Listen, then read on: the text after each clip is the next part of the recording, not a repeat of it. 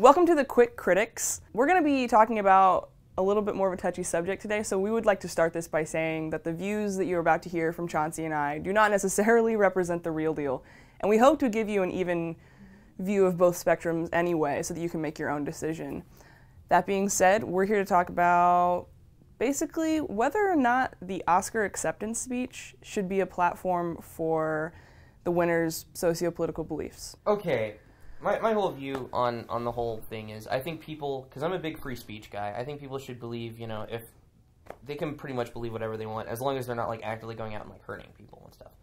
That being said, on the other hand, I thought, like, for instance, during some of the speeches, I felt like I was being beat over the head with politics.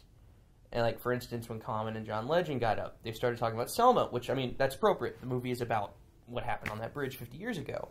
But then they got into Ferguson, and then, like, race division now, and, like, it just felt really forced to me. And, I mean, it's not that I have a problem with those viewpoints, it's just, I don't know, I just felt like I was being preached to, and it just...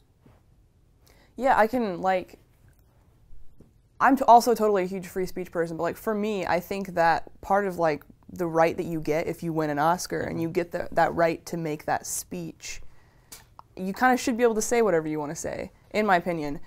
And, you know, like, maybe divisive comments like that can, you know, like, they might cause some turmoil or whatever, but I think that's kind of what they were going for. Like, I don't think they wanted you to feel, like, just dandy with what they were saying, because, like, that's part of the problem that they see in today's society.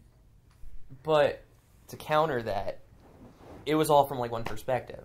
Like, we were getting mainly the liberal perspective, because, I mean, it is Hollywood. I mean, it's a pretty left-wing industry.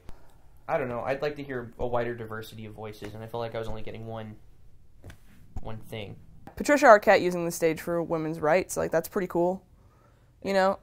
It was cool, and I agree, but it just seemed kind of random. Like, she's like... Okay, that's an argument that I can see, like... that came out of nowhere, you know? Because, yeah, that goes to the point of, like, you know, should the stage be for stuff that only apply... Because at least Ferguson, you can apply that to Selma, but it's, like, women's rights, like... So, yeah, basically, I can see both sides. I'm definitely of the opinion that if you won an Oscar and you have that however long before the music starts playing moment to pretty much say and thank whoever you want, why not use it for something that you really care about? I see Lydia's point, and I kind of agree. I think it should be a free speech zone. You should say what you want. But at the same time, it just... In these divisive times with things like Ferguson and stuff like that going on, I think maybe it should be a night of unity and not such controversial topics. I think they should not stop, per se, but just be careful.